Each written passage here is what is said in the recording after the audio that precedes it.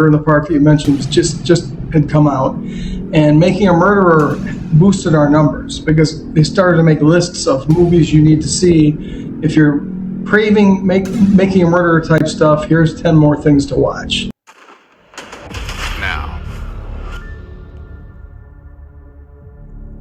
In the shadows of Manitowoc County, Wisconsin, a tale of justice gone awry unfolds as Steven Avery, wrongfully convicted of a crime he did not commit, spends 18 years in prison before DNA evidence exonerates him. Just as he steps into the light of freedom, the chilling disappearance of young photographer Teresa Halbach thrusts him back into the spotlight as the prime suspect in her murder. Investigators comb through the Avery salvage yard, where shocking discoveries turn a routine investigation into a harrowing saga of betrayal. The coerced confession from his teenage nephew, Brendan Dassey, adds further complexity to the case. Courtroom battles rage on, and the line between guilt and innocence blurs. We are left to ponder, was justice truly served? Join us as we delve into this gripping story of doubt, deception, and the relentless quest for truth. Going to be a real whole and just a complete telling of the story. And, we do have a somewhat of a pro-law enforcement bias now, having, conducted. The year is 1985. Steven Avery, a resident of Manitowoc County, found his life irrevocably altered. He was living and working at his family's salvage yard. A dark cloud descended upon him when he was accused of a brutal crime, the sexual assault of Penny Bjornson. He vehemently denied the accusations, insisting on his innocence and providing an alibi. The legal proceedings commenced in a tense courtroom within Manitowoc County.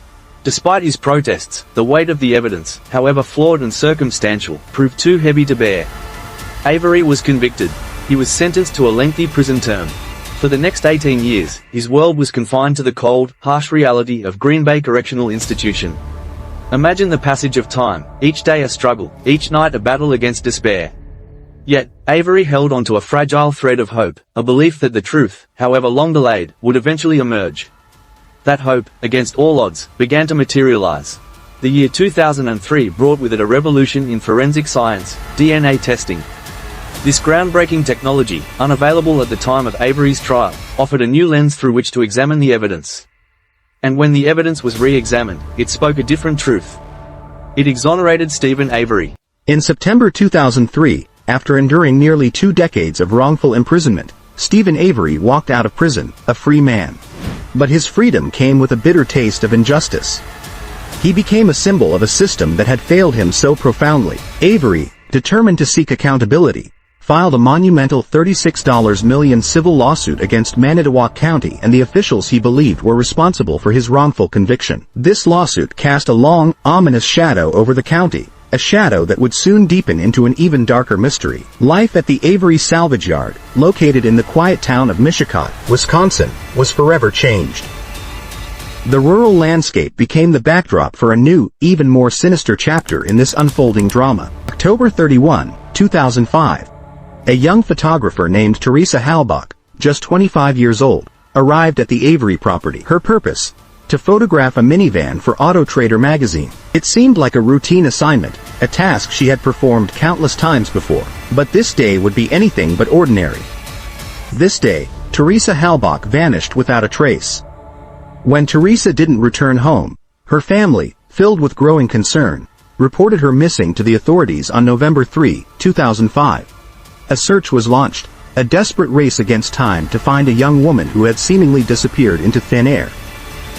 The investigation quickly focused on the last place she was seen, the Avery salvage yard. The search took a dramatic turn on November 5, 2005.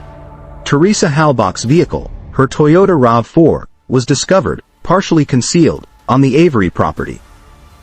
This discovery sent shockwaves through the community, and the investigation intensified, the tension mounting with each passing hour.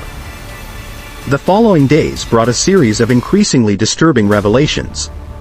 Investigators meticulously combed the Avery property, and on November 8, 2005, they uncovered charred remains and personal items belonging to Teresa Halbach in a burn pit near Steven Avery's garage.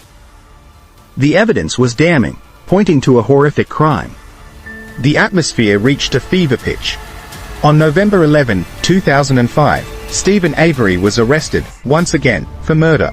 The charge: the murder of Teresa Halbach. It was a twist of fate so cruel, So unbelievable. It seemed like a twisted, recurring nightmare. But Avery was not alone in this unfolding nightmare. His then 16-year-old nephew, Brendan Dassey, who also resided on the Avery property, was brought in for questioning. The interrogations that followed were intense, hours of relentless pressure, leading to a confession that would become a central point of contention and controversy in the case.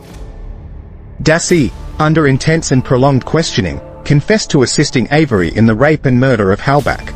His confession, later recanted, painted a gruesome and disturbing picture.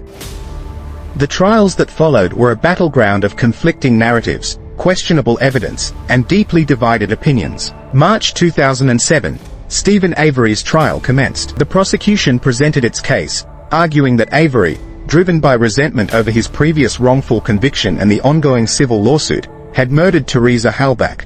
The defense countered, forcefully claiming that Avery was being framed, that evidence had been planted, that the entire investigation was a carefully constructed conspiracy to bring him down. The jury deliberated, the weight of a man's life hanging in the balance.